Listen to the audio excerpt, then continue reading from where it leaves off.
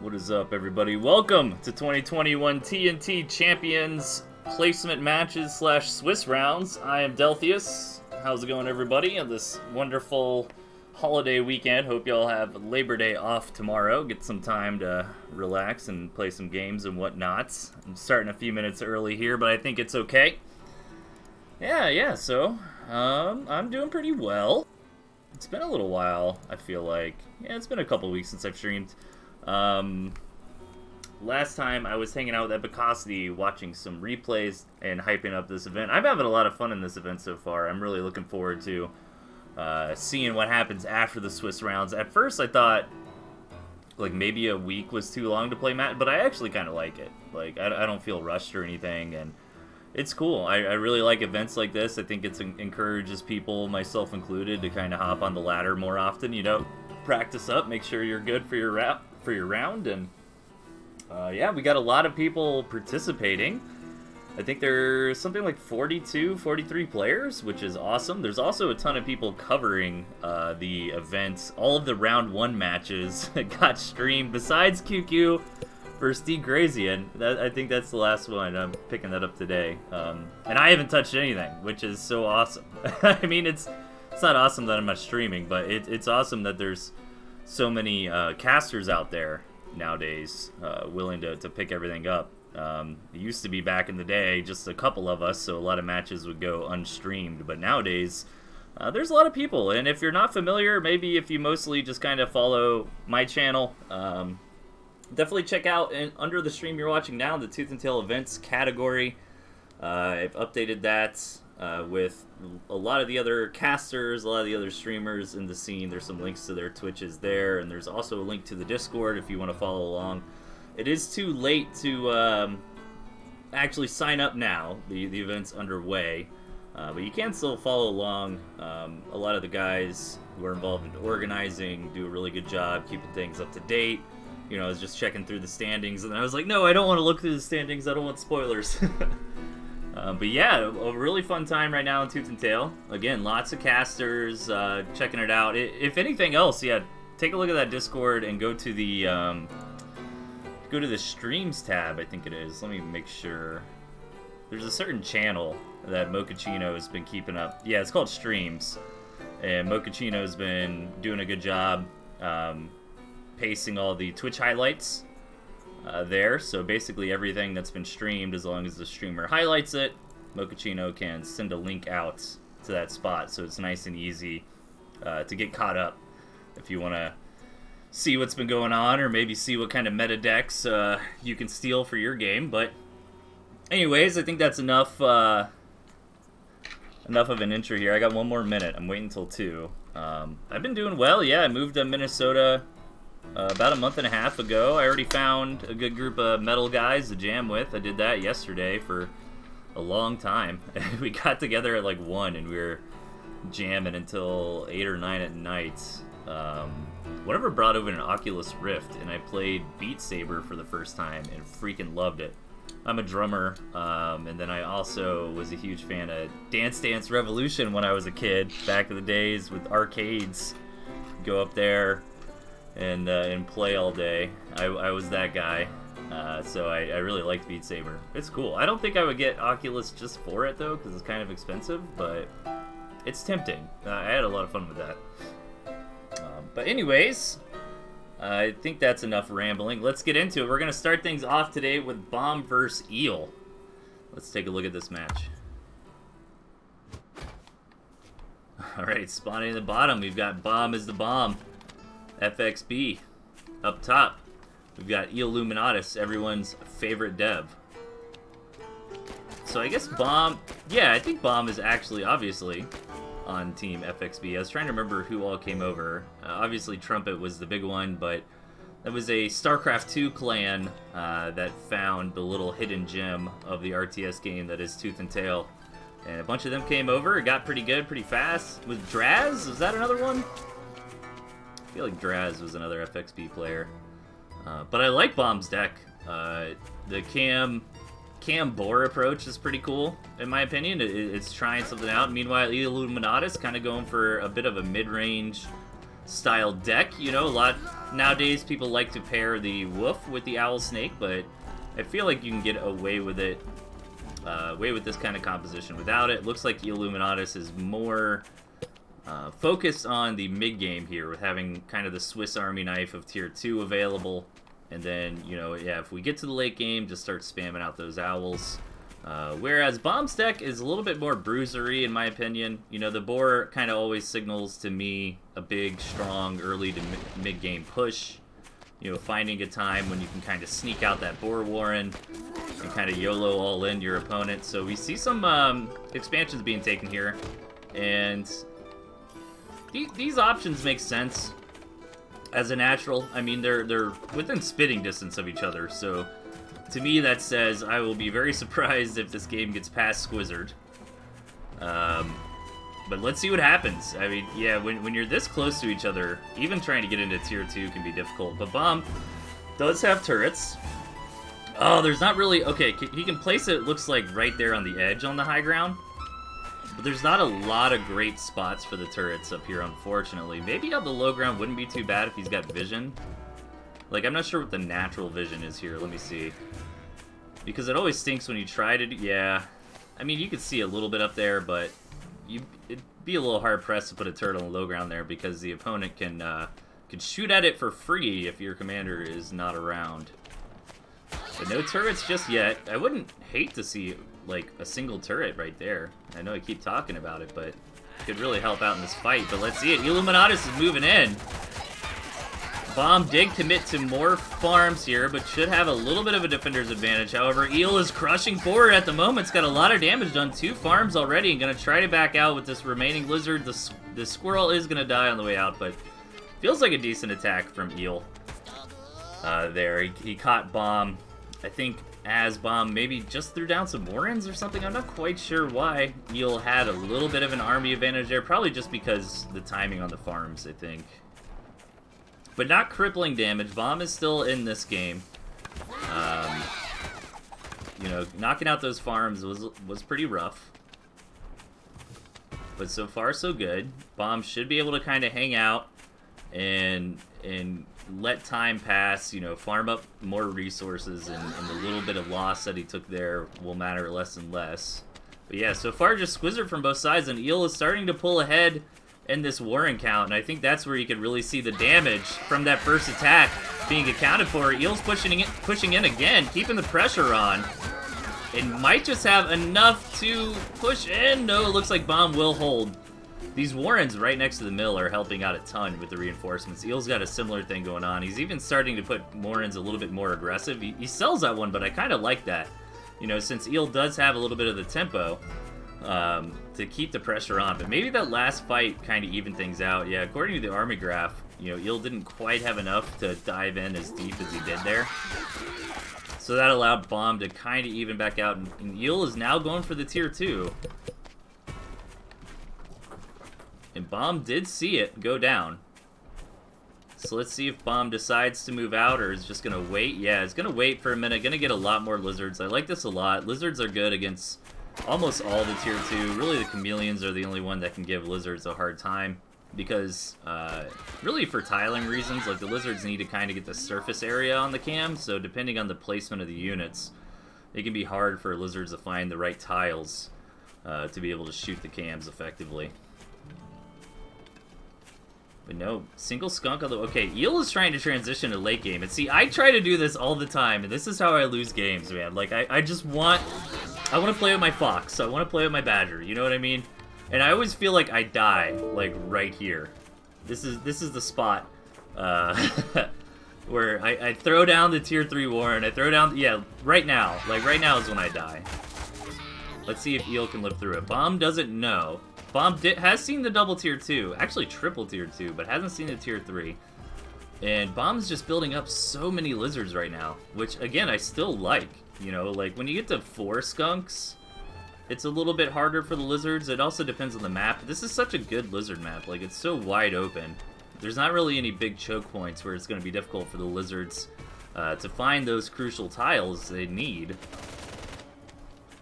But I think Bomb is kind of misreading this situation. You know, he's turtling up with some MGs here. when really he should have been attacking. I mean, 720 food right now is wrapped up in tier 3, or at least it will. Yeah, wait, yeah, I did that math right. Okay. So, I mean, this would be the moment. But Bomb still building up. More and more lizards here. When the double owls get out, it will be a little bit easier to sustain against these lizards. This is kind of building up into an interesting situation. I mean, Eel is getting the honorable nerd composition. You know, he's got this late game macro comp that's starting to get going here, trying to build into tier 2, getting the tier 3 out, but Bomb is just zug-zugging in with so much tier 1. Will it be able to get the job done here?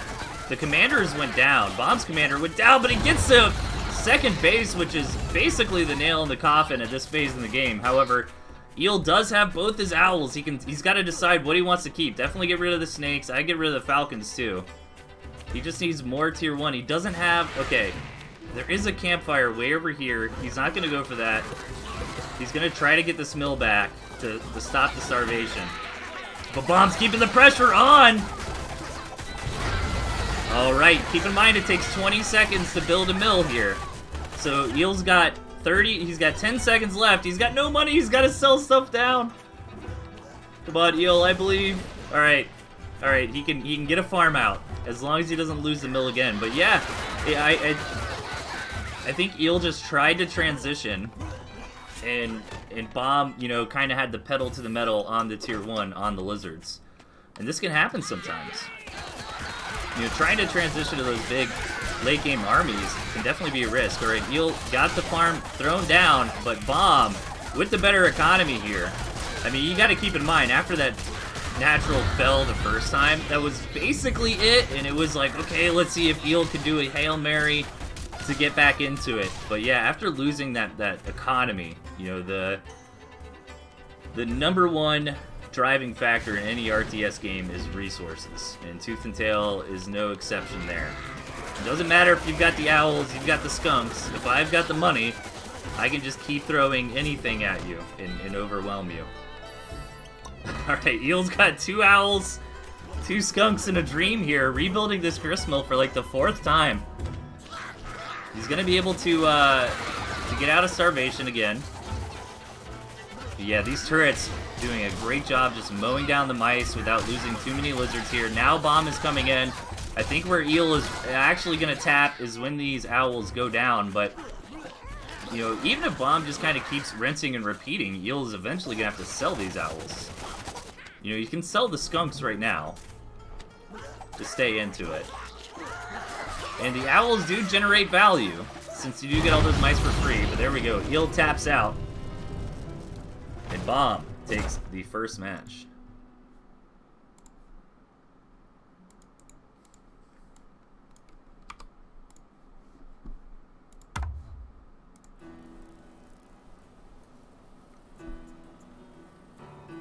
Okay.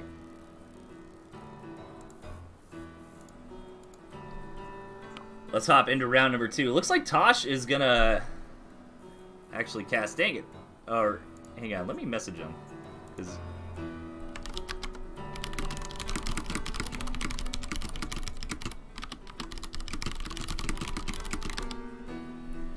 yeah, seeing if he wanted to wait, because he just posted saying he's going to be streaming soon, but I mean, we're such a small community. You know, you might be better off waiting until this one's done, and then we can hop right over and watch his games.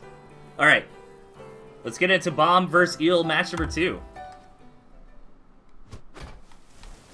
Alright, spawning on the right-hand side, we've got Bomb.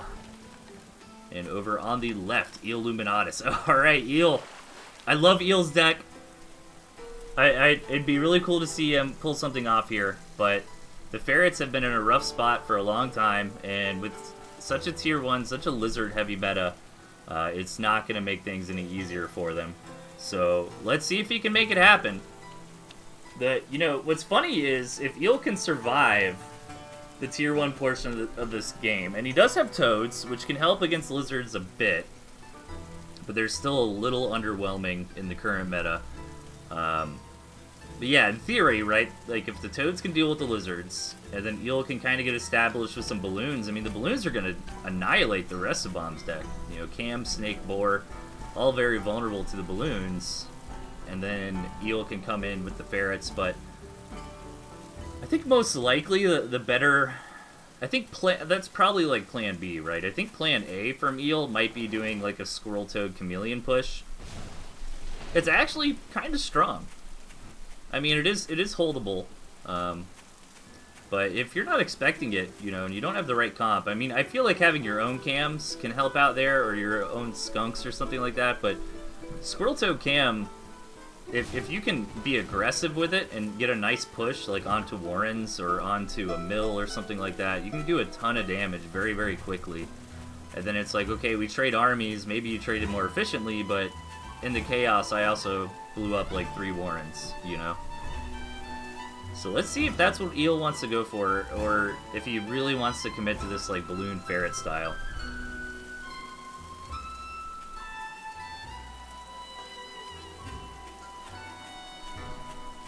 Just gotta give it a moment, let this game get underway. Thanks again, everybody, for hanging out. Happy Labor Day weekend. Yeah, after this, Tosh is gonna be casting some games too, so we can give him a raid and just keep watching Tooth and Tail over there. Okay, Eel building up. Some decent eco. We're in a little bit of eco chicken here, where in this kind of opening, you're looking at the opponent. You're wanting to stay a farm or two ahead, or you're going to try to do something tricky like this, which unfortunately for Eel, it did get scouted by a bomb. So Eel was trying to show like he was going to build more farms and then sell those off and build a bunch of Warrens. And again, this is risky because eco is very strong. Eco is king. And Defender's advantage is also quite nice. So Eel has to get a lot of damage done with this push for this to really work. Oh, but you know what? Man, I didn't even think of that. The ferrets were most likely a match-dependent play. I love this transition, by the way, by Eel. He sees the opponent is ecoing up and turtling up with the MGs. He goes ahead and sells off those additional tier 1. Gonna flood out some farms, gonna get the ferret going, but he saw that Bomb was playing with turrets the first match. So he decided to tech into some ferrets, and if you got the ferrets, you might as well pair them with something like a balloon. So yeah, I like that a lot, and even comes in and sees the boar immediately. Eel doesn't have snakes to deal with the boar, but he does have falcons, which can get the job done nicely as long as you can cover the falcons. Also balloon. You can target fire with the balloon nowadays, so if he gets a couple of those up, get some big shots on the boar, drastically reduce its HP. And here's that ferret siege coming in. I almost would have liked it to see him started a bit later, you know, so the balloon isn't as vulnerable.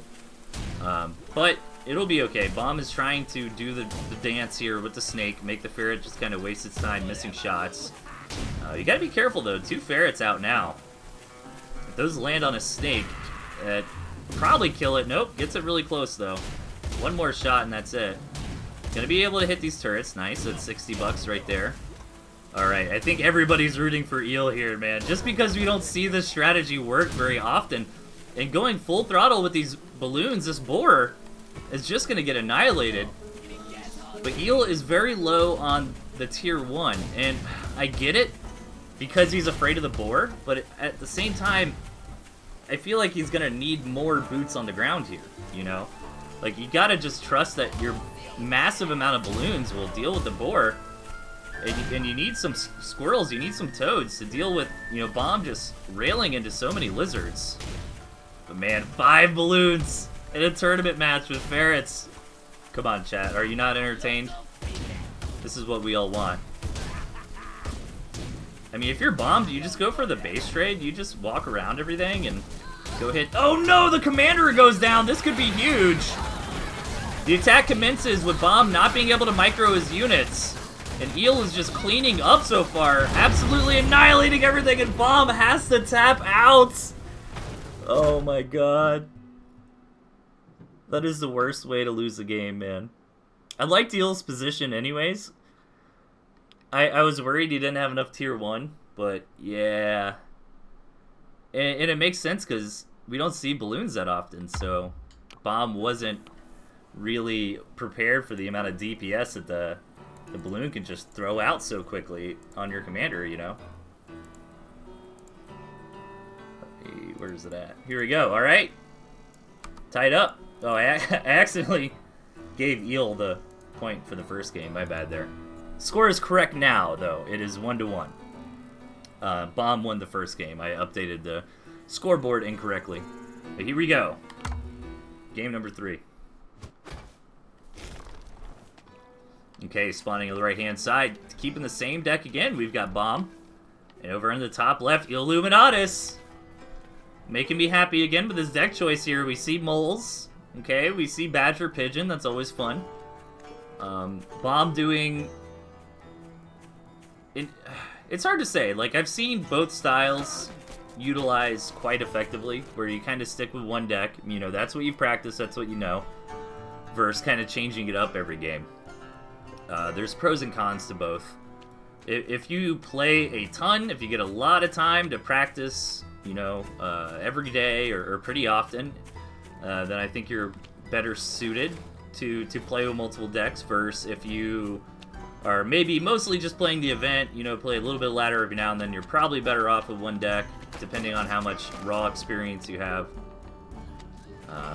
But changing up your deck comp in a best of 5 is very nice, you know. Trying to bait and switch your opponent, you know, go Owls one game and then, alright, let me get this stuff to deal with the Owls, and oh, I'm going no tier 3 the next game, etc. Okay, so Eel sees early expansion. And Moles actually punished this. Surprised to see Eel not doing it. Okay, he does do it, but you can actually build the Moles like right next to that mill if they go 8 farm mill first. I think this Warren might be too far away. Like, the squirrels are gonna get there, yeah. Yeah, I mean, I like it. Oh no, he's doubling down. Eel. But yeah, if someone goes 8 farm mill and you have moles, you can put your mole right next to the mill and destroy it before the tier 1 gets out. Alright, one Warren down. Mole's doing their job. Gonna have to back up though. Doesn't have the mole support anymore. Is he just gonna pack it up and go home? He thought about keeping that second Warren, but does pack it up. Now I'm a little bit worried. It's 3 Warrens versus 1. And Eel's still trying to macro up, grabs that mill. Bomb going ahead and throwing down some farms.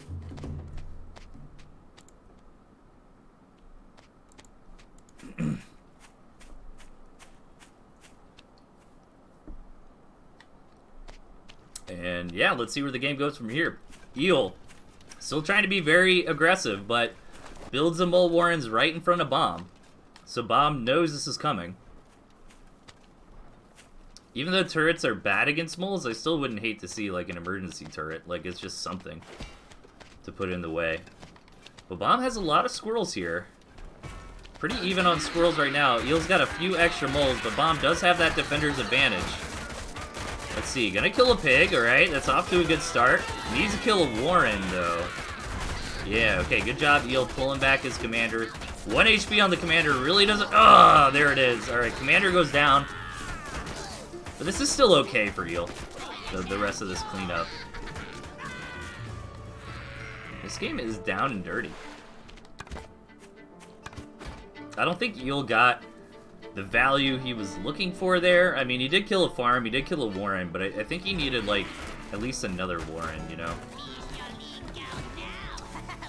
Oh, he actually faked out that mill earlier. I didn't catch that. So he was building it, and he sold it after Bomb left. So, alright, now Eel's transitioning into the tier 2.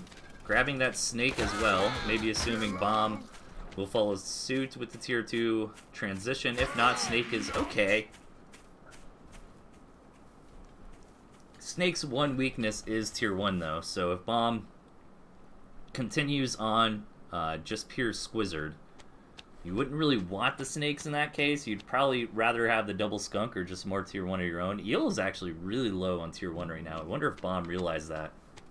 Because Bomb could push out. No, Bomb is going to decide to go ahead and build up themselves, grabbing some more farms on the second base, maybe going to throw down their own tier 2.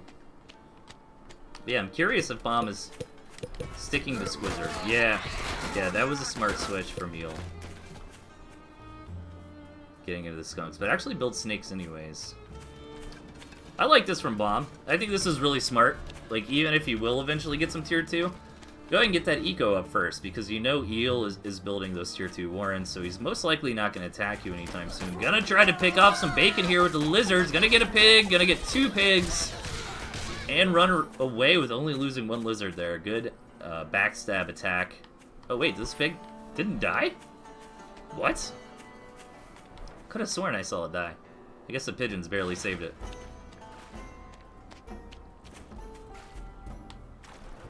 Okay, the boar on the way from Bomb here. Single snake from Eel. Doesn't have the falcons, but a couple snakes can get the job done.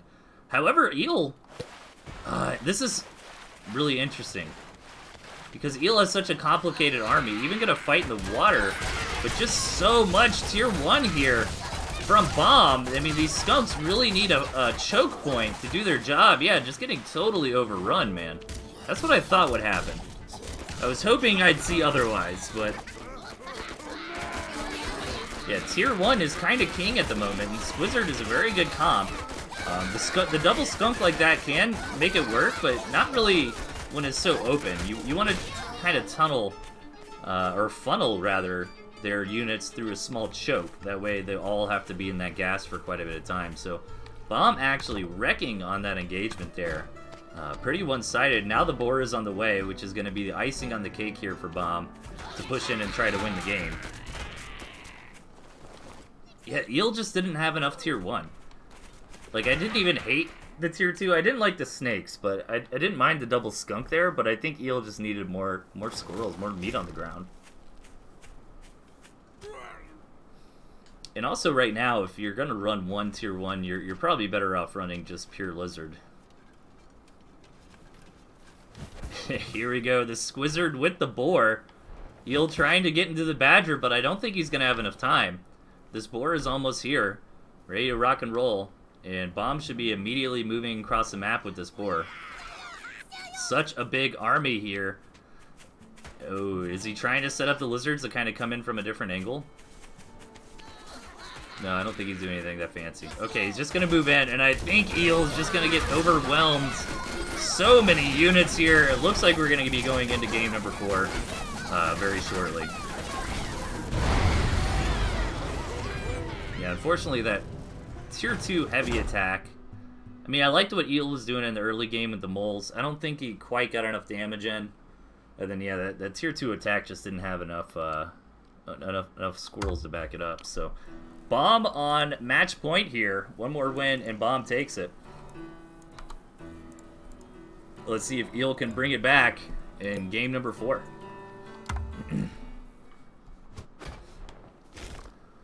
Alright, spawning on the left-hand side, we've got Bomb on match point. And over on the bottom right, Illuminatus with the Artie. Looking for an Artie party. Let's see it, Marty. I don't know. Give me a break. Let's see. Huh. I mean, if Eel could get this base here and put like an artillery up there, it'd be pretty cap-a-poggers, but I feel like if Eel gets this mill, you know, he's kind of winning anyways. Like, Bomb should not let that happen. Now, Bomb does have this natural here, which could be tempting to kind of stay, you know, nice and tight and packed up, but I don't think Bomb's deck really needs that unless he just wanted to go, like, pure second base into 16 farms and a boar and push. I mean, this is more of a start that you'd want for, like, an Owl Snake kind of build, where it's just really nice and easy to defend and you can power up.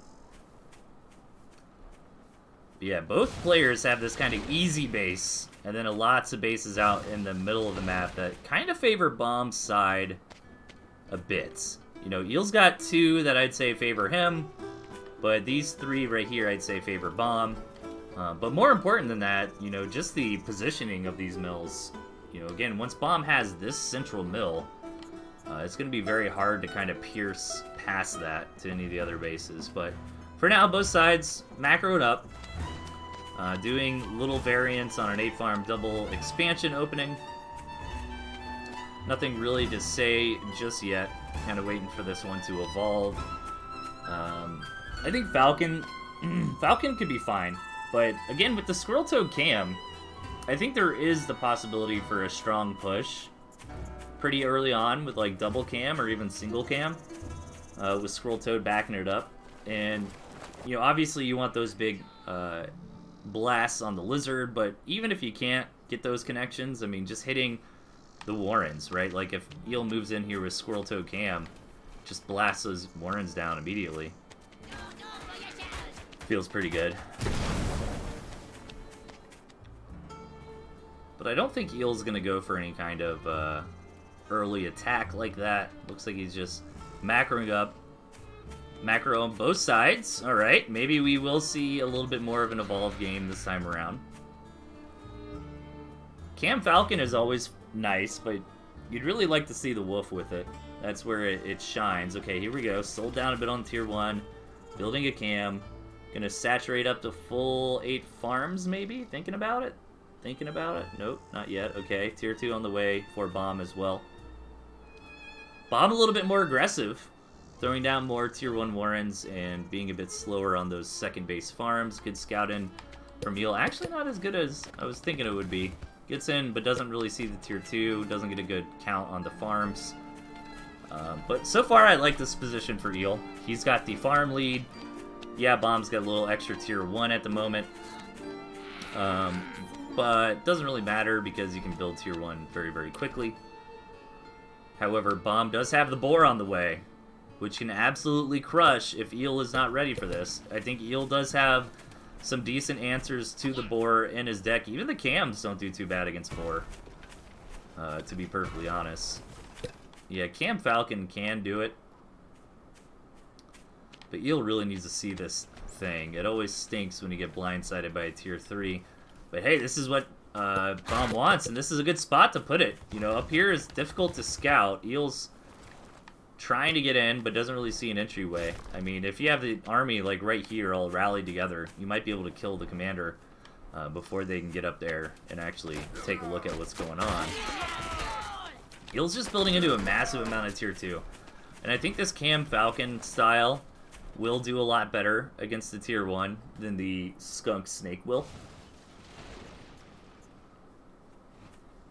But will he actually have enough time? I mean, 8 cams on the way. It's very ambitious.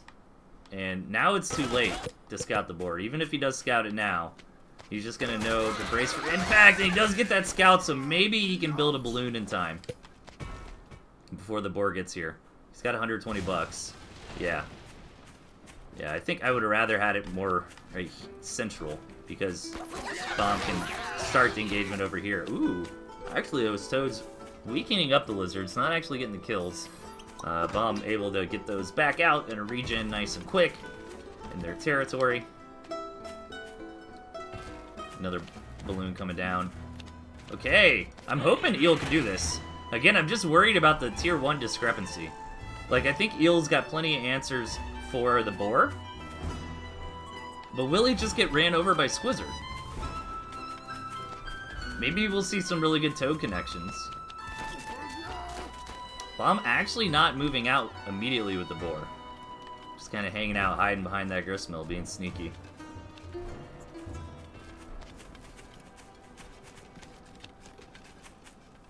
Alright, more balloons on the way. Okay, Bomb moving in. The Eel's not in position. Gonna be able to snipe this balloon immediately. Let's see if the Cam Falcon can make it happen here. Keep in mind there are 4 cams on Bomb's side as well. Cam's getting a lot of work done, but the Boar still remains. And yeah, this is the problem of not having a whole lot of tier 1. For one, just massive numbers like that, and for 2, you have to also keep in mind how fast units reproduce. I mean, tier 1 units respawn in 10 seconds, so when you're under attack and you have like 10 or 15 tier 1 Warrens, you know, you can really make a whole new army very, very quickly.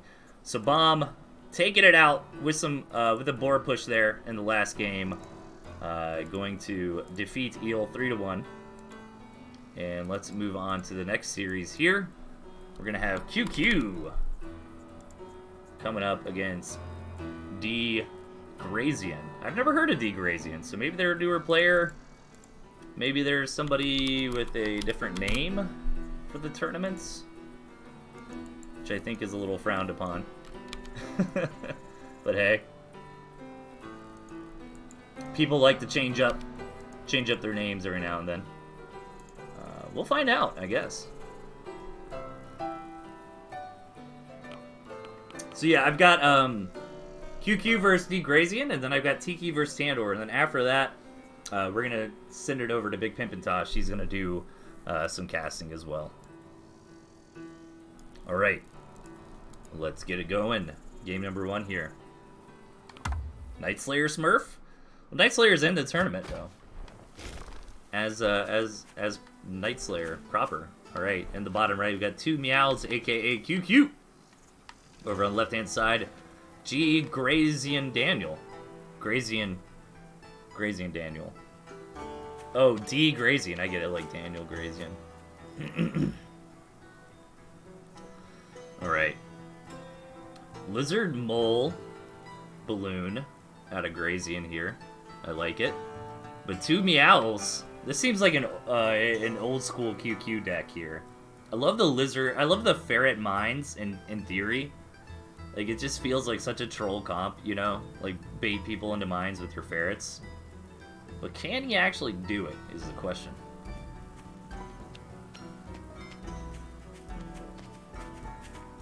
QQ, longtime player, aka 2 Meows here.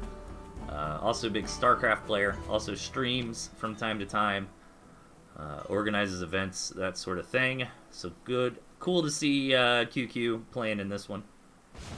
I like this event a lot. I'm having a lot of fun so far. Both watching games, casting, and playing. Well, I guess that's 3 things. How do you say both for 3? Thrice? I think thrice is the proper word there. You would say, I'm enjoying this event thrice. Playing, watching, and casting. Nobody ever says that. Right, a couple moles on or a couple mines on the map. I see people do this, and I don't know if I agree with it. Like, it's not a lot of money, but it is 20 food, you know, especially in the early game, to just kind of have them there. I mean, they do act like wards a bit, but not that much. You know, maybe if you had it a little bit further out, it's like, oh, hey, I'm getting attacked right now. But you should be staying on top of the enemy movement as much as you can. You know, Tooth and Tail is a game that is mostly about scouting. That's the big thing. Alright, 4 farms, 4 QQ here. Meanwhile, Grazian being very greedy, going 4 farms as well as Skunk Warren. I think this map is a bit misleadingly complicated. Ooh, nice deny. Good sell there, though. Grazian playing well so far. Gonna come in for the pig. Gonna get it. Okay, nicely done by QQ. And Grazian, since he's investing in the tier 2 at the moment, doesn't really have a good way to really counterattack and punish QQ for kind of diving in like that, so it makes a lot of sense. But yeah, I think you feel safe, like, on this map at first glance, as, you know, and I don't mind those kinds of openings on big, complicated maps, but this rush distance really isn't that long. Okay, QQ going right into a tier 3. I love this guy's style, man. This could be bad, running around with these lizards. Yeah, gonna lose them all. QQ getting punished there for trying to Harlem Globetrotter his opponent. Snakes on the way, gonna clean up these mines. Grazian's playing a little bit more straightforward. Double owl on the way for QQ. Oh, Grazian actually sold off the snake and going into their own owl. Both these players really trying to transition into tier 3 very, very quickly. So if this works for both sides, this could become a crazy game, actually. It favors QQ, though, because he'll have 4 mills to 3, which isn't the end of the world. I mean, Grazian does still have a 3rd base. Most of the time, it doesn't come down to 4 bases, but when we start building into a lot of owls and that kind of thing, it can. Ferrets, too? No ferrets. Oh, QQ go for owl number 3. Oh, my God. What a mad lad.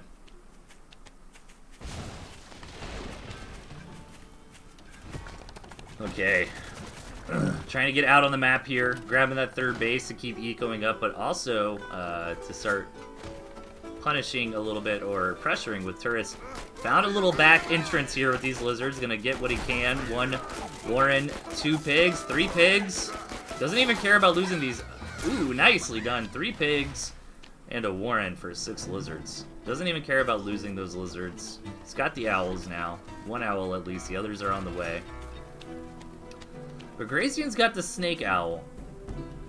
So Grazian is gonna have an easier time if he's got good control eliminating the opponent's owls. Like diving in there, focusing down the owl.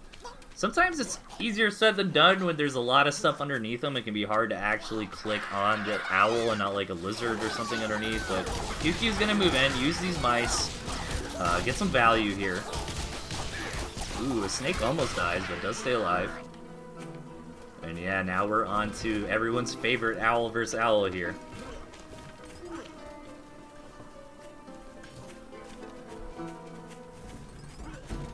And let's see how they want to progress. I feel like Grazian's got the better late game army. So I don't know if QQ really wants to drag this thing out forever. Because Owl Snake Skunk is going to work out better than Owl Ferret. Ooh, the mice actually do get the main. Even take out a tier 2 Warren. This back alley is being a huge pain for Grazian at the moment. Grazian trying to build up the owl numbers. QQ already half saturation on the third base. Really needs to eliminate the lizards. I feel like those are the snakes rather. I feel like those are the big threat. There we go. The snakes are starting to fall. Grazian is gonna hold on for now. But Grazian just desperately needs his other owls on the board. The mice advantage right now for QQ is a little bit too much for Grazian. Even trying to take it a step further, going up to 4 owls now is our Bellified player. Now he's got his 3 owls on the board, and he's got the skunk snake. 6 ferrets on the way, though, for QQ. I'd love to see that work. Alright, now Grazian should have the better comp here. And he's going to try to move in, but look at all these turrets!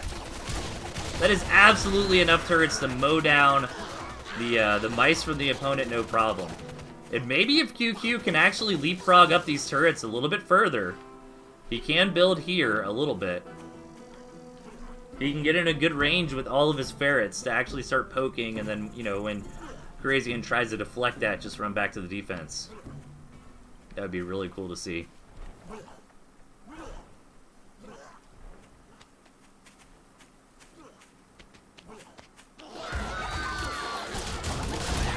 Alright, another engagement here. QQ probably feeling pretty safe, though. Grazian really can't push in. And I'm surprised QQ's actually keeping the lizards. Maybe that's for another flank attack, because that's a good way you can lose value in these kinds of engagements. Like, you actually want to drop down on your tier 1 at this phase in the game. Yep, this is what I thought might happen. Alright, now Grazian does have balloons he can start building, but is that really what you want here? Actually, maybe. Like, against the ferrets, and if you can get some target fire down on the owls, but even building the balloons now that the ferrets are out will probably be difficult, since the ferrets can just blow those up pretty easily from a distance before they get in the air. 12 turrets here for QQ. This is so funny. Yeah, these lizards, I don't agree with that. Because those lizards are all just going to die, and you're trading real units for fake units in there. Unless you can actually get the lizards up on the enemy tier 2. But it's not going to happen. I mean, the ferrets almost picked up some tier 2 kills there. Maybe they did. It looks like a skunk's building, so... The ferrets actually might not be as bad here as you would think. You know, if some of these pop shots just land on some snakes, on some skunks, and you're eliminating those. Oh, some poison actually getting onto one of these owls. QQ's gonna move back and be okay.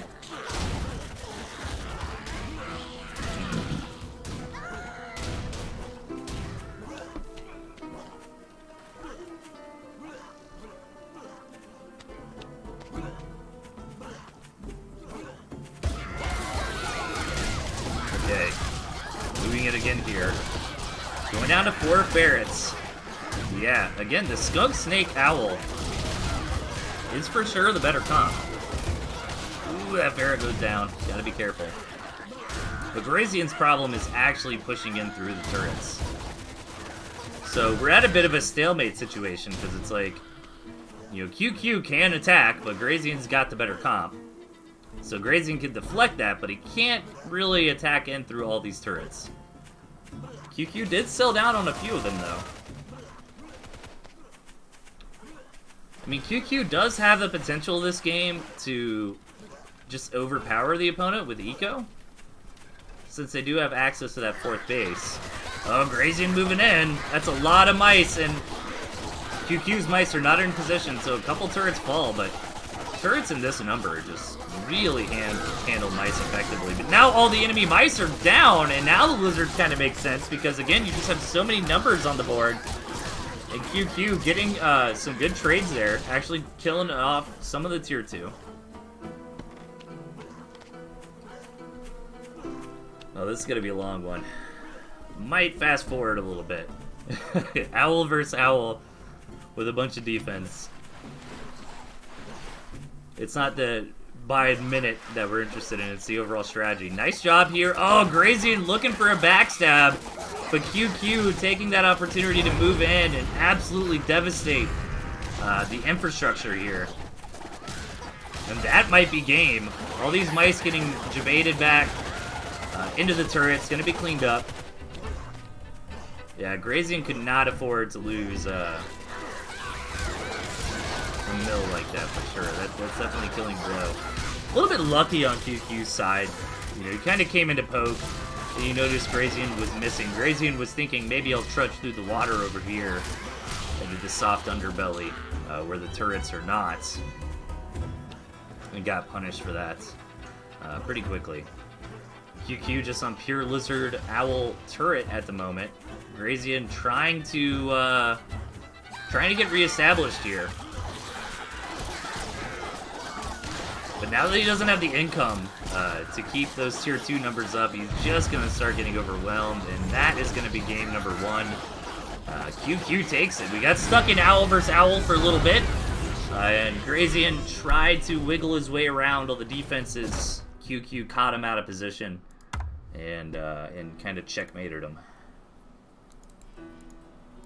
All right, 1 point up on the board for QQ. Let's see what happens in game number 2.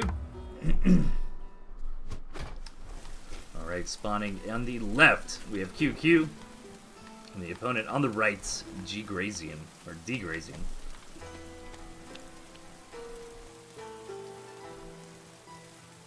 QQ running the same deck as last time. Grazian running pretty similar. I don't recall if they had moles in the first game.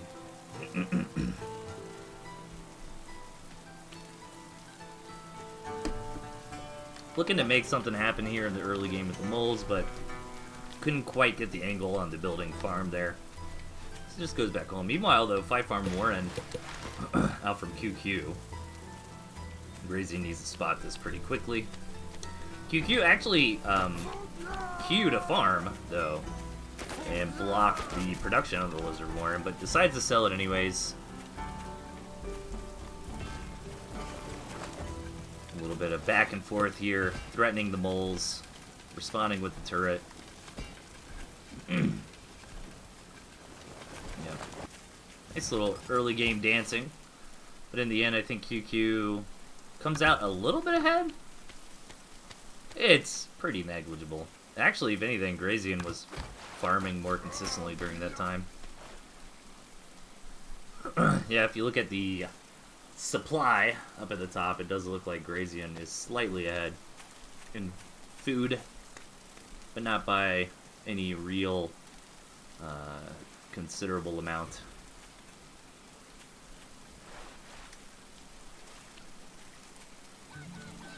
Alright, second base maybe coming up for Grazian. Yeah, Grazian playing very well, so I would be surprised if they are a new player. But Tooth and Tail's not the hardest game in the world to kind of pick up and get pretty decent at pretty quickly. There is, of course, a lot of nuance and depth to become a very top-of-the-line player. But I think, what do you call it, like a low skill ceiling and a decent skill, no, I'm sorry, low skill floor and like a decent skill ceiling, right?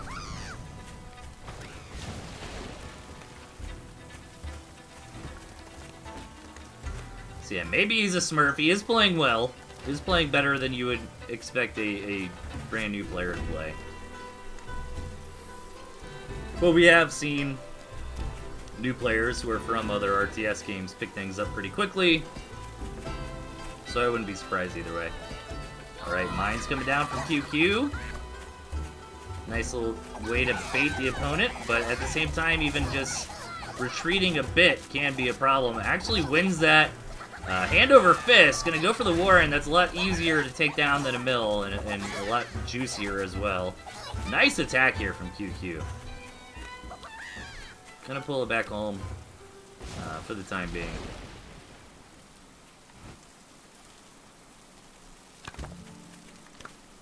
Yeah, that went very well. QQ looking to make some more trouble on the map here. Gonna come around now that Grazian's a little paranoid at his natural base. And look at this! This might just be game-ending damage. One more pig! Oh, that last pig stays alive. Okay. QQ did use a lot of lizards, but these mines... Oh, Grazian knows about it. I wonder if he knows or if he's just really sus. He's gonna hit that mine. The mines aren't the best thing in the world, though, if the opponent just, like, hits it like that. Like, where mines really shine is when you can capitalize on the weakened army, you know, because mine's gonna do a lot of AoE and, like, weaken all the lizards a bit. But then you just kind of come in and crush. So many mines here from QQ. I like the squirrels here so much better with the mines, because now the lizards are actually gonna have to come into the minefield to engage. So you just kind of poke with the squirrels. Yeah, this is great. This is great tactically from QQ. And Grazian's just gonna have to dig it up, or give it up rather. Grazian's in a lot of trouble here. Maybe gonna consider the base trade. But with only 10 lizards, it's not gonna happen very quickly. Yeah, he is gonna try to go for the base trade, but not gonna get it. We'll get a little bit of bacon there, but gonna lose everything. That's probably a tap from Grazian. There it is, QQ. 2-0. Wouldn't you know?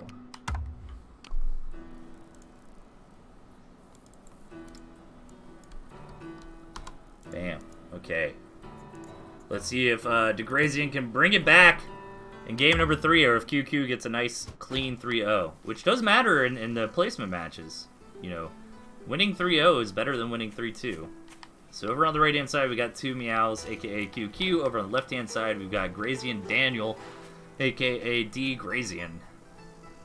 And QQ changing things up pretty drastically here. 4 tier 1. And some snakes just in case. So QQ looking to be very aggressive this game. Throw down a lot of mines. Really go for that squizzard. Even get some toads in there. Get some moles. This is going to be very powerful. And this is not a bad map for what QQ's trying to do. It would really suck if you went for this kind of deck and you got this huge map that, you know, one attack path or something like that. There's a lot of water here to slow things down, but overall the map's pretty open. You know, the rush distances are pretty short. You know, the territory is almost touching right off the bat. So 5-farm double from QQ. He does try to hide it, but Grazian did scout it, responding in kind, but his Warrens might just be a little bit too late. Gonna get a pig here with these first 2 lizards. Ooh! A little bit of miscontrol there, losing that lizard at the end. But still a good trade for QQ. However, keep in mind that Grazian's economy is still in the lead. QQ would like to get a bit more damage done, especially since that second lizard died. He basically only traded 40 food for 60. But with how much he delayed his economy, he probably want a little bit more. Still looking here, but I think Grazian's on pretty high alerts. Even gonna sell that farm. Really doesn't want to lose this important match because some cheesy aggression here. So QQ is gonna go back home. get into 8 farms, and the game's going to continue on. Tier 2 from Grazian is very bold. Because if QQ just keeps building Tier 1, he runs a risk of getting run over. But he is pretty nice and tight up here. And the Skunk, in theory, does well against Tier 1. I think when you have too many lizards, though, I don't think Skunks do that great. But QQ's a little bit all in. Is he going to go for the snakes? Yeah. And he's not all in because of anything tactically this game. He's just all in because of the strategy that he has. I mean, you're going to take 4 Tier 1. You know, you got to really push out the early game. You don't want to let this game turn into, let's both take a second base, macro up, and start evolving. You want to make it scrappy, you know? Even if the game does go to 2 or 3 bases, you want to keep the armies low. You want to be trading all the time.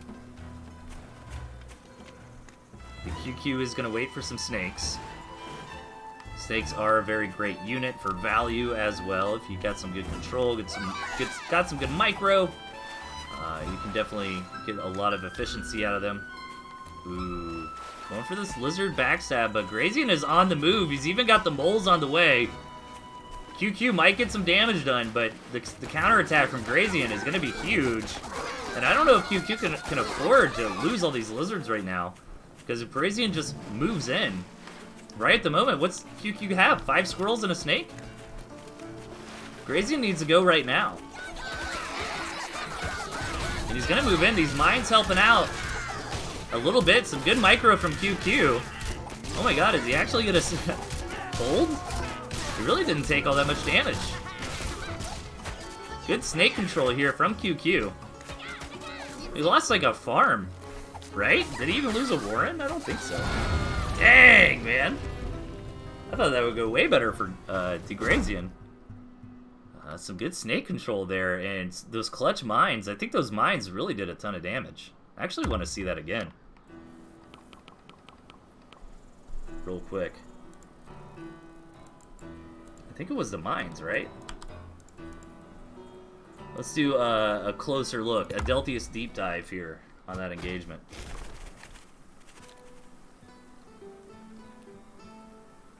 I need a cool instant replay kind of screen with some cheesy, like with some horns, like Delthius deep dive.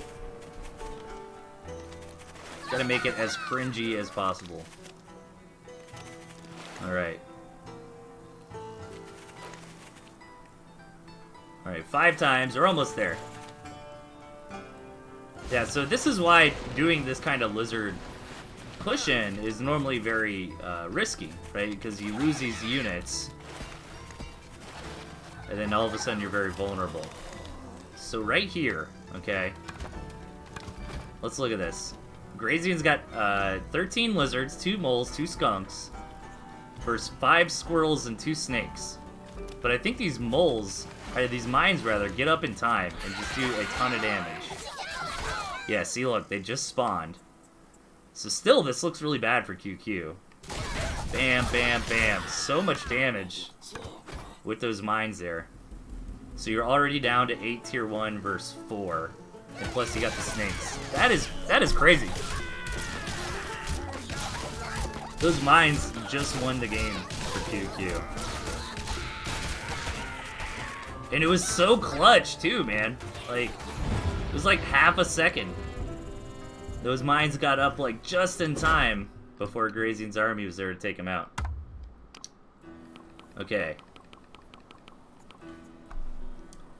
Give me a very brief 1-minute break, everybody, and then we will finish things off here with Tiki versus Tandoor. Don't go anywhere.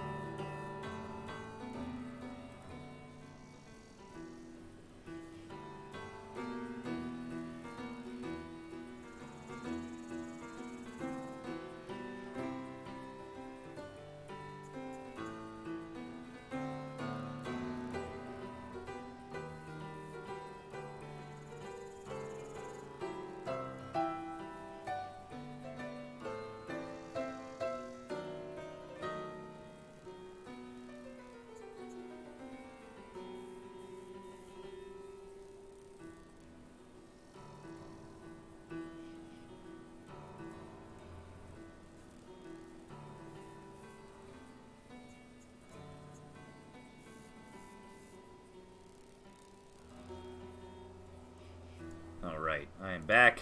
Let me set up the scoreboard. Yeah, we got Tiki Gray versus Tandoor Draco coming up next. Tiki definitely the favorite in this matchup, one of the top players at the moment, and Tandoor is a good player, but kind of more of a caster of a host, like I am. But it'd be cool to see Tiki make something happen. But yeah, don't go anywhere after the stream. I'm doing one more set, and then we're going to raid Big Pimpintosh, a.k.a. Woody Pun 7. And he's going to be doing some casting. He's already live now. I'm not sure if he's already casting or if he's just kind of chilling, waiting for the raid. What else going on? Not too much. Submit me replays at ToothandTailTV@gmail.com. I know I don't do the feast as often as I used to, but I think I've almost got enough games to do another show. So once we get up to that kind of critical mass of replays, I'll hang out and do another feast. That could be a lot of fun. Also, make sure to follow the other casters, just in general, but also that are covering the event. Tosh, Tiki Gray, Kipo. Is Kerpa doing it? Kerpa's probably doing it. Tandoor Draco, of course. All great assets to the scene. And check out the Discord. If you're just here on YouTube or on Twitch and you're not following things super closely, the Discord will help keep you up to date on where the tournament's at, how all the players are doing, when different streams go live, and also Mochaccino has been doing a really good job of making a channel in the TNT Champions Discord that you can just easily watch the VODs of all the casted games. So anyways, let's wrap this up. Tiki Gray versus Tandoor Draco. Let's see what happens. I'm timing you. Next feast win. When I get replays, I gotta look. I think I'm close. I think I just need a few more. In the bottom left, we got Tiki Gray. In the top right, we got Tandoor Draco going under the handle Mini. Yeah, I gotta see what's in my bank here. The replay bank. Oh, good thing the OBS is set up right. I guess it wouldn't have really mattered, but I just opened my documents. Tiki Gray with a 5-far more, and I should probably pay attention to this game. Tooth to Tail replays. Oh, jeez.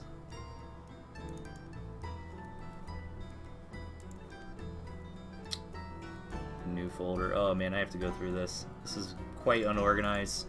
I'm just going to assume I've casted all the ones that I've gotten. Probably a bad assumption, but I think I'm up to date. But yeah, I just checked my Tooth and Tail Gmail this morning, and there's like 6 or 7 in there. I normally try to do like 12, so if I can get a few more sent my way, we'll get another feast maybe sometime next week. But Tandoor Draco did read the rush, so no harm, no foul there. Got their own Tier 1 Warren up and running. Just tell me when I can send you some. Yeah, send them, P-Boot. Yeah, if I get enough, I'll do one sometime next week. Maybe we'll start doing Friday night again. Normally I'm hanging out with some gamer buddies on Friday night, but like if I do a feast at like 6 and I'm done around 8, like I still have plenty of time to hang out with the buds.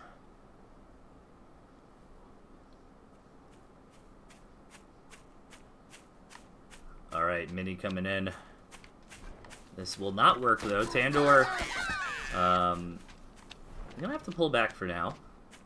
Tiki Gray all in with the Swiss Army Knife Tier 2 build here. Grabbing all the Tier 2 but the ferrets. Tiki also likes his turrets. He's pretty good at like finding those nice little spots to make a turret really effective, or knowing the timing of when to build a defensive turret to hold off very nicely.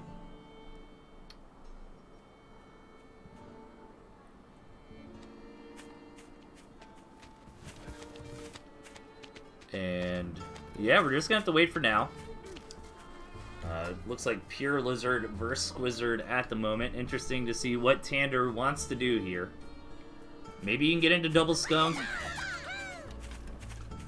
But I prefer Chameleon. Like, if the enemy's got Mass Lizard, I think the best answer is your own Mass Lizard plus some Chameleons. I think.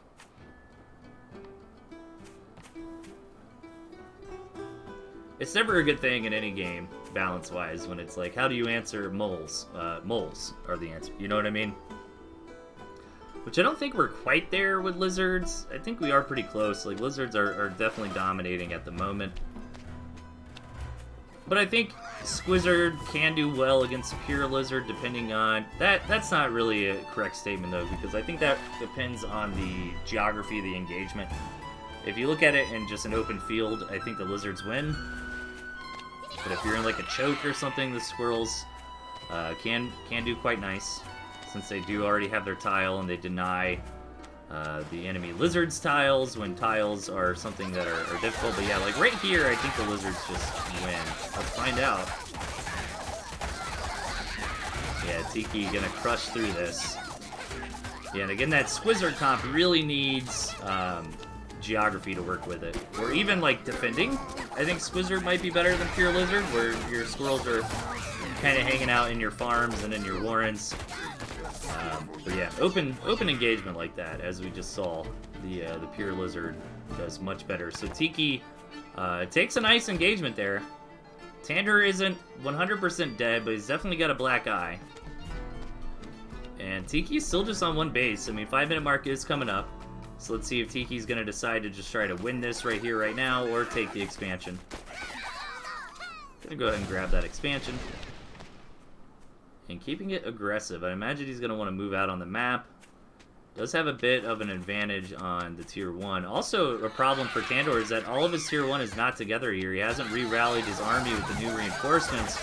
And again, Tiki will take another very strong engagement here. Actually, Tandoor will pick it up at the end. So not as one-sided as last time.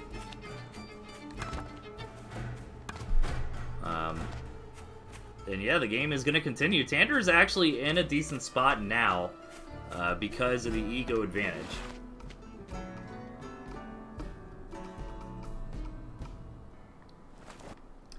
Tiki going to get that scout, realize that he's behind a few farms.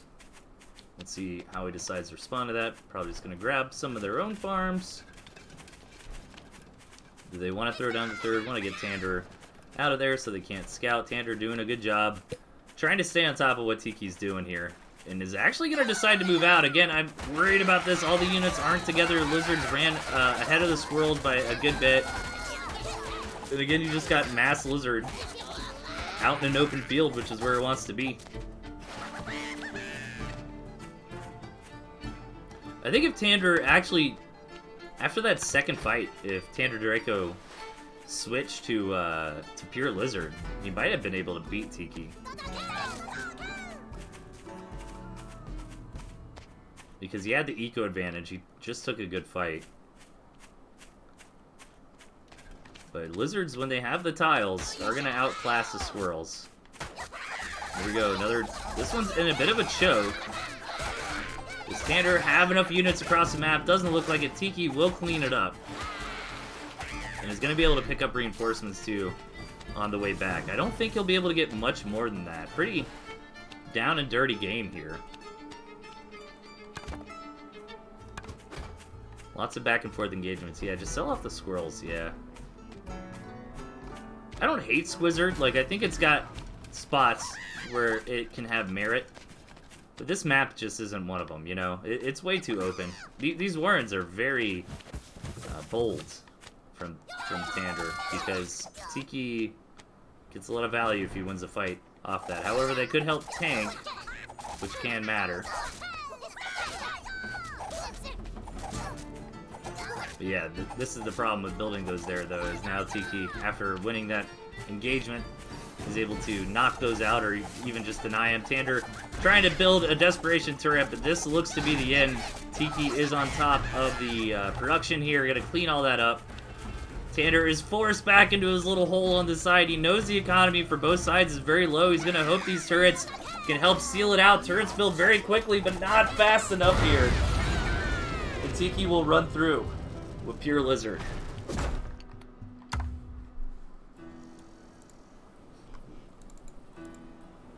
Yeah, honestly, I feel like Tandoor could have won that if they tech switched out of Squizzard and went Pure Lizard. It just wasn't the map for it. All right, let's see what happens in game number 2. spawning. In the top right, we've got Tandoor Draco playing under the handle as Mini with the best commander Hopper. And over on the left-hand side, we've got Tiki Gray with the quartermaster here. Owl, Barbed Wire, Artie. Tiki Gray bringing out some fun stuff. Tiki was one of the first players to really popularize Owl plus defense. It's not really the flavor of the month anymore. Now it's kind of more Wolf, Owl, Snake. But yeah, I do remember that. That's kind of where we saw how strong Owl Snake could be. On the Barbed Wire patch, Tiki would build up like a lot of wire, a lot of balloon in the right spots, and make that happen pretty well. Alright, quick Warren here from both sides. Looks like Tandoor is responding to Tiki's Warren. Doesn't actually get the scout to confirm that Warren stayed there, but it is fine. You can kind of get bit in the butt if you try to be a little too fancy with, like, making a 6-farm Warren and then selling it to, you know, try to dunk and get up to 8 farms faster than your opponent, because it's like, okay, you sold your Warren, but I built a 6-farm Warren too to counter yours, so now I have 3 lizards and I move across the map and kill your pigs, right?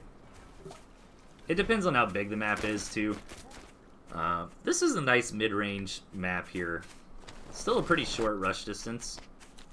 Oh, and Tandoor actually just rebuilt a bunch of Warrens. Did Tiki see that? He did.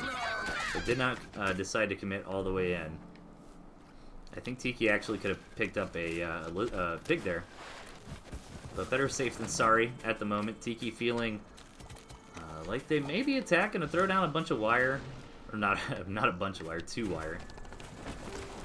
Honestly, probably doesn't even feel like he's gonna get attacked. That's just fine. Oh no, okay. I was correct. I often second guess myself. You gotta stick with my first gut reaction there. And pure lizards again from Tiki.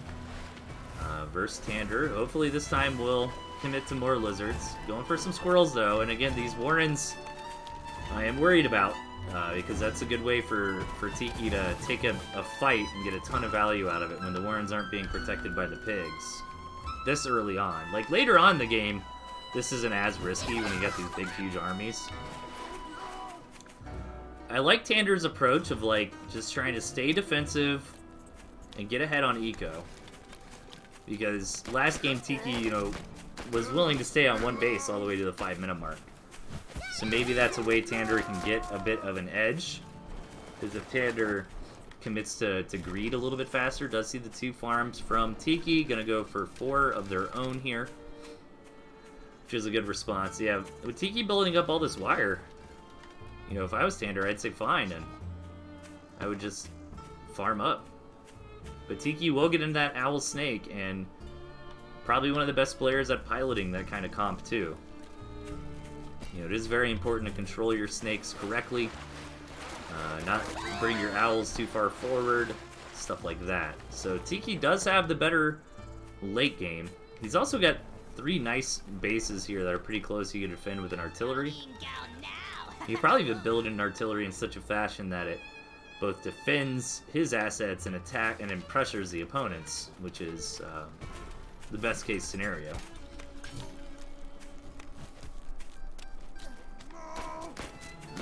Lots of wire out of Tiki though. If I was Mini, I would be building up some cams, maybe getting into the snakes, maybe even a 3rd base. Yeah, there's the tier 2. Yeah, I like the cams. I do think Lizard Cam is stronger than Lizard. And Tiki getting his own cams here as well. Moving up the wire. Is this where the Artie's gonna go? It just looks like it should. Just right there. Just a little bit further. There you go. Oh, that is nice to look at.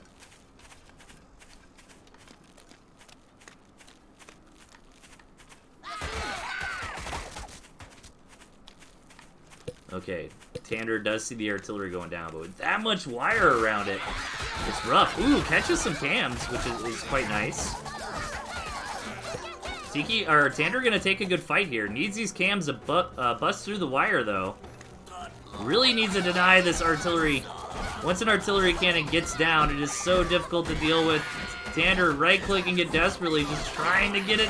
It's so close. He does end up getting it, but bleeds off a lot of army committing to it. Tiki gonna try to counterattack now. There are some cams here to help out, but Tiki does have snakes as well. And I think Tandoor can hold this. I don't think he's just dead. Doesn't have a ton of tier 1 Warrens, but neither does Tiki. Alright, snakes here doing a good job in the front. This turret getting a lot of shots off. I think it definitely paid for itself there. Needs to kill these snakes, though. Snakes do a very good job against the cams. There we go, the cam's getting on top. Kill one snake. Tiki keeping the other snake alive, and now he's gonna have to push back. So, Tiki getting some good value there. But keep in mind, a decent amount of this army graph was the defense, but I think Tandoor got the objective done. He denied the artillery. Tiki came in for the counterattack. He's able to hold off. We're still just on 2 base versus 2 base. And when everything's all said and done, the army graphs are pretty even. So I think Tandoor's decently happy with that trade. You know, knocked out the artillery, didn't die, didn't lose too much on the counterattack.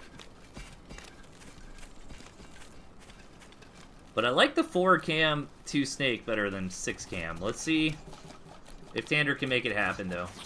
Kind of getting baited at the moment. Like, see, the problem is, you want to just say, fine, I won't attack into all this wire, but that's when Tiki throws down the arty. Actually gonna go for an owl instead. Double owl. Alright, so this is Tandoor's time to shine, but he doesn't know it. Oh, the snakes feel so good right here to just attack the cams as they're building into the wire.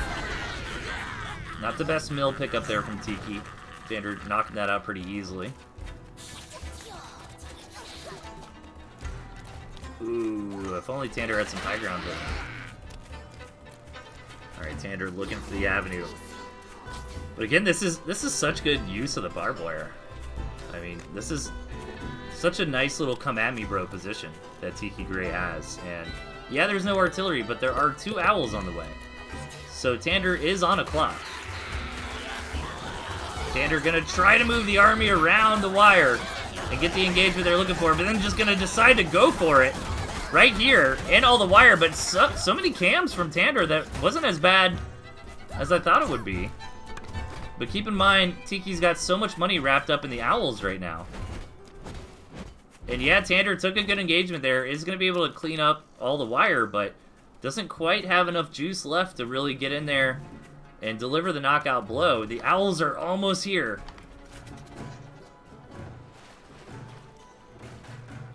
Tandoor playing very good so far this match. Keeping up with Tiki.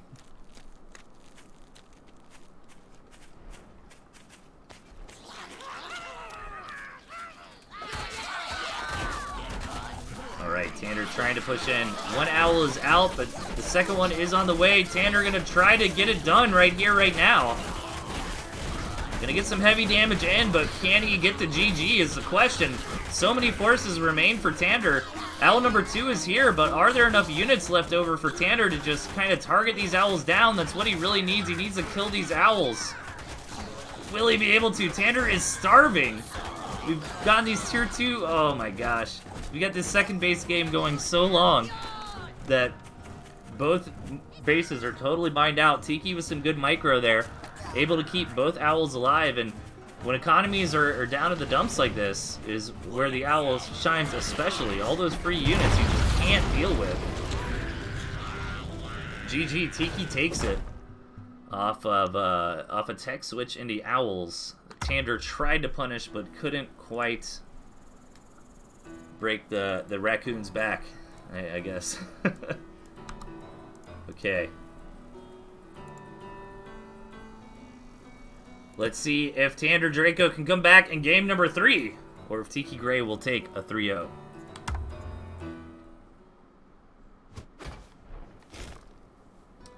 Right spawn on the right-hand side, we've got Tiki, or I'm sorry, Tandoor Draco. Over on the left, we've got Tiki. Alright, Badger from Bofa. Both a badger here. Boar and badger. That's interesting, Tiki. I see you in the chat. Can you share with the class your reasoning there? I've actually been practicing with, well, it's not that similar, but I've been practicing some lizard, pigeon, badger builds myself, but I don't quite understand the boar and badger. Is the boar, like, if you decide you want to go for that timing, where the badger is just kind of more of a late game scaler? Barbecue bros. Yeah, boar AoE, badger DPS. Oh, so you plan on getting both out at the same time? Okay. I was thinking about it more as having the option.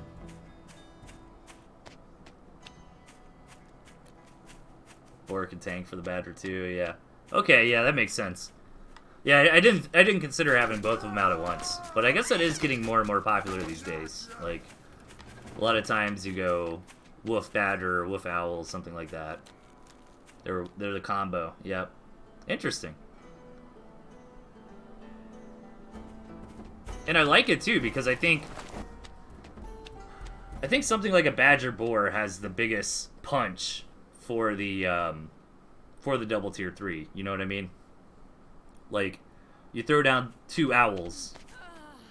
I think badger boar is going to be way stronger than that. So cool. All right, Cam's coming out for Tandoor. A little bit of back and forth in the early game. Didn't look like too much of note though. Looks like quick tier 2 from both sides. Tiki's gonna try to be sneaky with some lizards here. Try to grab a pig, but Tandoor is in position. No bacon for Tiki today.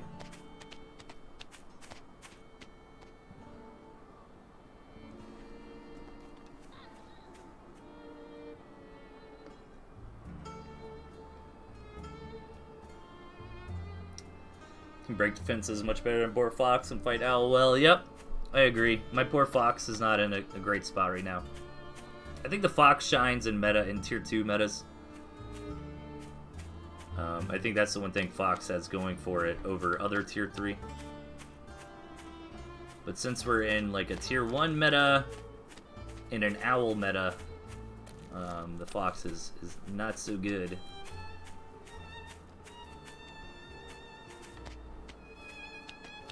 Alright, Tandoor thinking about moving out here. Oh, losing the commander, though. And the cams get rallied in. This is not good, kind of fumbling the ball here. Yeah, I was worried when he went into scout like that. I was like, man, you're walking right into the enemies. Okay, it could have been worse. Lost a chameleon, but actually killed a Warren, so even on the money.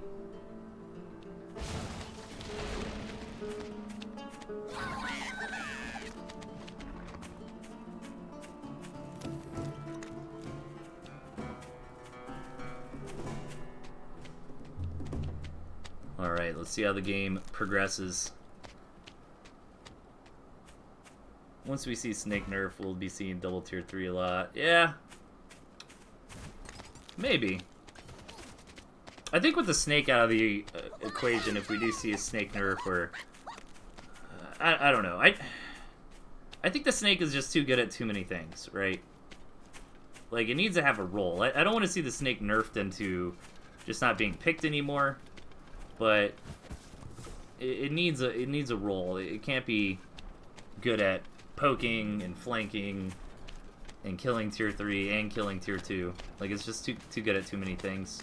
So I think if they figure out a way to make the snake really good at 1 or 2 of those things, that would be nice. Tandoor coming in. Might actually get a good hit here. Tiki is out of position scouting. Only gets 1 more in though. So could have been worse for Tiki. Still a nice pickup for Tandoor. But anyways, like, what I was getting with that is with snakes out of the equation, the tier 3 would probably be closer to what it was at launch, when snakes weren't as popular either. Which was, you know, the owl countering the fox, the boars and the badger countering the owl, and the fox countering the boars and badgers. Speaking of boars and badgers, boar on the way for Tiki.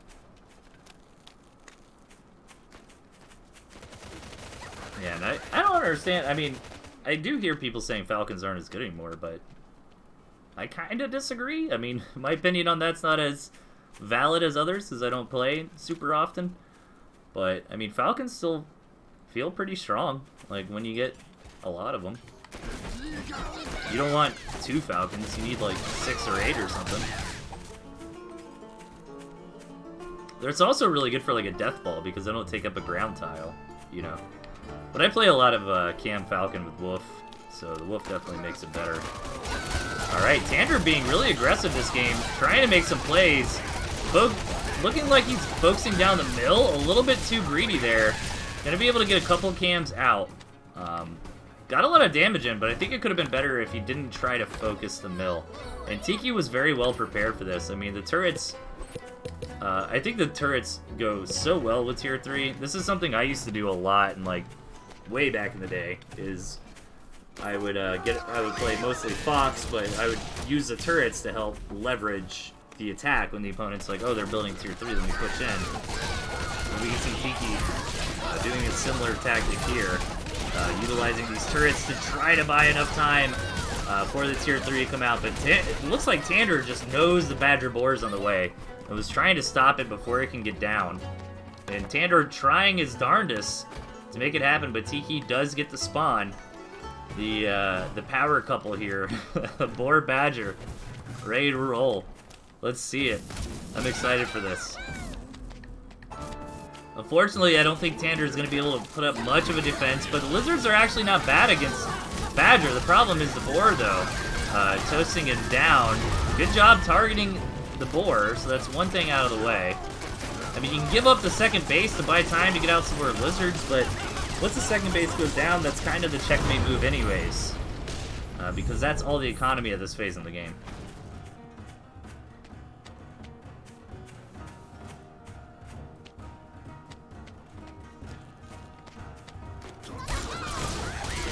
Yeah, Falcons actually also do a really good job of focusing down Tier 3. You don't see it as much today because the go-to is kind of snakes, but like 4 Falcons can focus down a Badger or something pretty quickly. But alright, that is it. Tiki Gray gonna win 3-0 there in our last match. Let us go give Big Pimpin' Tosh a raid. Don't forget, if you are at the event, make sure you are playing your matches on time. It really, really helps out with organizers when everybody is showing up and doing their parts. Continue watching. Thanks so much for tuning in, as always. Keep sending me replays, ToothandTailTV at gmail.com. And let us go raid Tosh and continue watching some Tooth and Tail action. Take care, everybody. Have a great Labor Day weekend.